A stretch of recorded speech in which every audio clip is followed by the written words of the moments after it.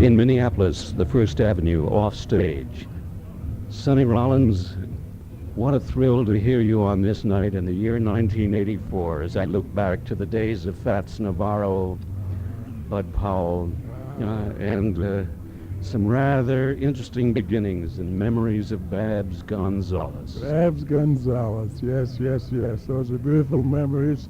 Babs, as you know, gave me my first opportunity to record, and shortly after I recorded with Bud Powell and Fats Navarro, and it was really, I feel very honored that I was live and able to be around some of those great musicians, because they inspired me and they helped me, and they just stood there as a giant that I could emulate, and they all liked me, and sometimes I just think back on the music, and it makes my day whenever I have a low day. So I'm really blessed, and great people you name there.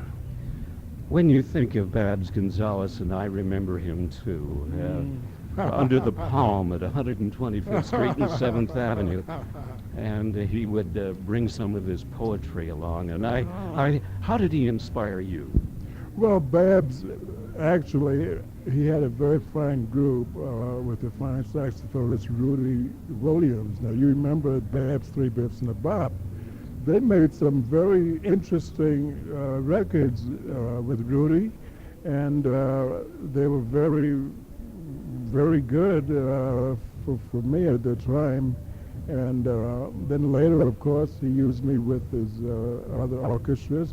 And Babs always could get groups together. Babs would get Lucky Thompson, myself, Wardell Gray sometimes, Fats Navarro, J.J., Bud. I'm just thinking all the guys who get together to make one job. I don't know how he did it, but he got some jobs, and he got a lot of great musicians together. And he had a genius for doing that. So I love Babs very much, and I'll always be grateful to him. There's Fats Navarro too, and he, of course, is legendary. How did he influence you and guide you? Oh, Fats was such a great. One of the best things that happened to me, it was when I was a young kid. I was kind of, messing around. I didn't know where I was at. And Fats told me, he said, "Sonny, I want you to join my band." He was starting a band. We had played together, but when he told me that, "Sonny, I want you to join my band," that was a big spur to me, because he was such a great musician. I heard Fats play all sorts of things. The pianos would be out of tune, so it doesn't matter. Fats would play at any key, anything. I heard him do that, some do it. So when he said, "Well, hey man, I'm forming a band, play with me," this was one of the big inspirations that kept me going, kept me into it. And Fats passed away shortly after that, but he asked me, and I loved him, I loved him. He was fine, had a fine influence on Clifford also, had a tremendous influence on Clifford's playing. There were some great young lions in those days. Yeah. I think there's some great people. I like to feel that there are always great musicians around. Probably in those days there was more of an opportunity for guys to play, because we had the hot house, so to speak. When you speak of Minton, places like that. Exactly. Yes. So there were places for people to get up and play against each other and all these things, more so than now. Now it's a slightly different scene, but I feel that there are always great musicians, jazz musicians, coming up, being ready to be discovered if there was an opportunity in some place for them to work. Certainly those were the academies, weren't they? Yeah.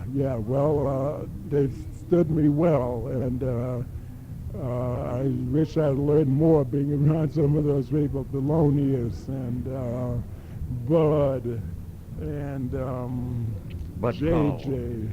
Yeah, Miles, Coltrane, So I learned as much as I could, but I wish I had graduated from the academy even with better marks, But anyway, I'm trying to carry on what I have learned from these guys. So in a way that makes me say, well, keep going, Sonny, because at least I want to keep up some of that as much as I can do. Keep it going. Sonny Rollins, you're modest. Well, I hope to be modest. That's the only way to be, really. Yeah. Speaking of those marvelous giants and guides, influences in your life, you're surrounded right now with some remarkable young musicians. And so, you know, as a keeper of the flame, you have a deep responsibility with those young men around you. For example, your pianist. Mark Soskin, that's right. Mark is an excellent pianist. He's been with me, actually. Mark was with me for 3 years, and then he just rejoined the band about 6 months ago. But he was with me for 3 years. During a period I had Al Foster on drums, Mark, and Jerome Harris. So Mark has always been a very someone I could lean on that I know is there when he's supposed to be there.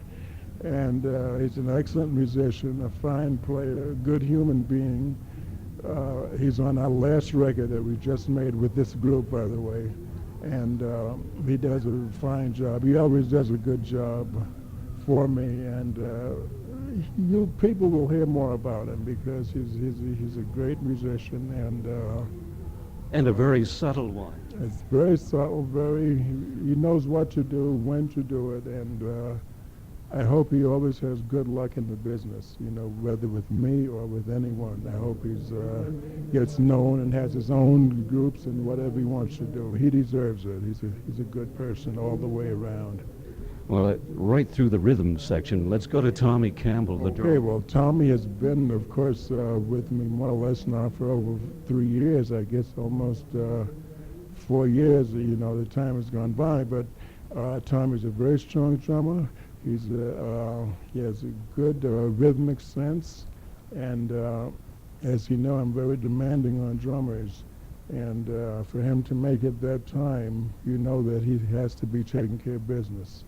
He has a sense of humor, too, and the dialogue between you is something special. Oh, yeah, well, we like to do that type of interplay between the drums and the saxophone, and the whole group, actually, really, but the drums and the saxophone are a nice combination that I've recorded in the past, some things with drums and saxophone. So Tommy likes to do some trade-offs like that, too, so we enjoy it, and I'm very happy that it got across to you people out there tonight.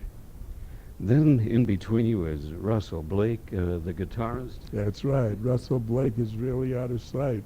He's got, well, you've got to see Russell to believe him. So he's a fine musician. He's on our last record, as I said, which will be out in about 3 or 4 weeks. It's called Sunny Days, Starry Nights. And he plays some beautiful solos on that. And he's a wonderful, very young musician, 21 or 22. But his father is also a musician, and he started him out young with his band. So he's a very qualified, wonderful guy. I just hope that I'm happy that I kind of had a chance to work with him while he's young, because I'm sure he's going on to greater things as years go by.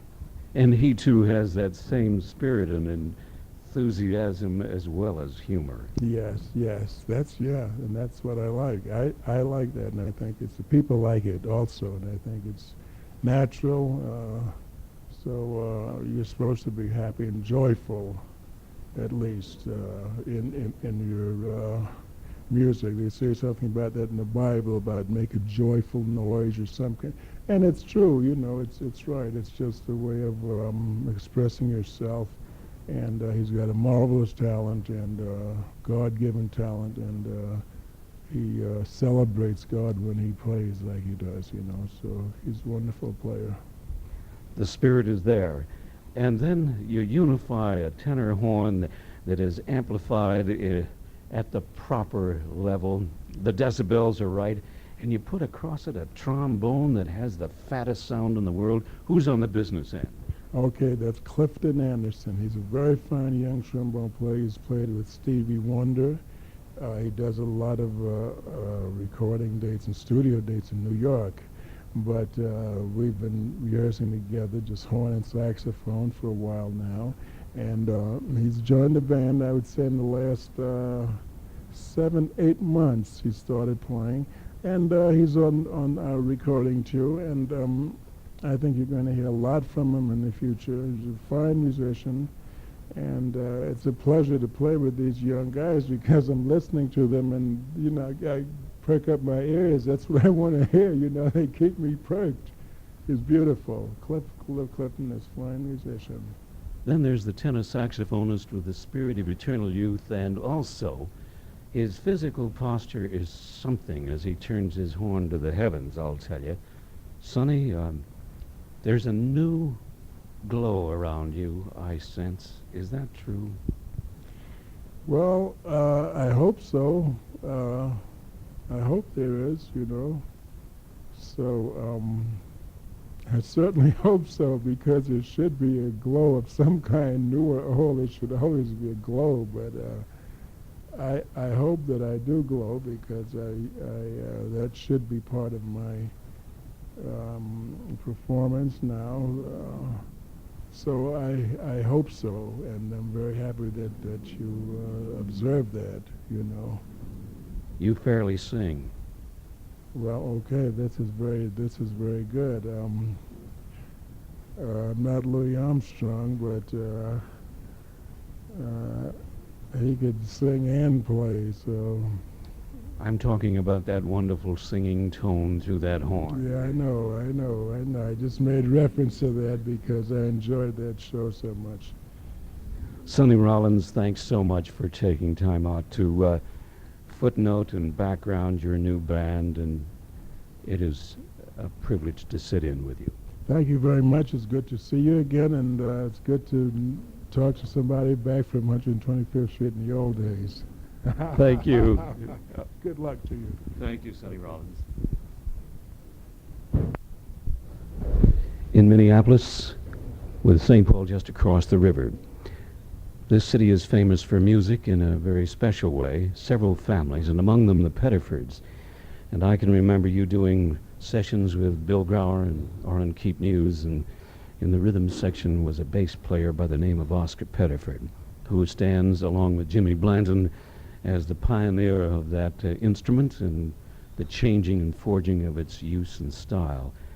Your observations about working with Oscar Pettiford?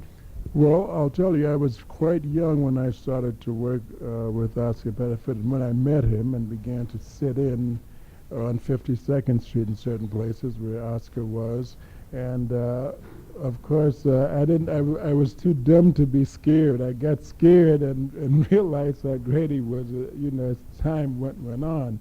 But he was very good to me as a young player, and his music was so great. He made a fantastic record with me. Anything he did, the Freedom Suite, and then he did some other things with me with Thelonious. But Oscar was a beautiful person. I saw Oscar in Europe during the last portion of his life, and he's a beautiful person, and he's a great musician. I'll never forget the early things with Coleman Hawkins that he did, The Man I Love and all those things, and then they did a record in Europe, I forget, a quartet record. I think Bud was on that. They were in concert. In concert, but Oscar's playing was so strong and so deep, the depth. This is what you felt with Oscar Pettiford. There was so much depth there that you had to play. You had to play around a guy like him because he put it there. You had to play on top of that. He's a great musician and a beautiful person, you know. Thank you very much, Sonny Rollins, for those observations of Oscar Pettiford. Thank you so much.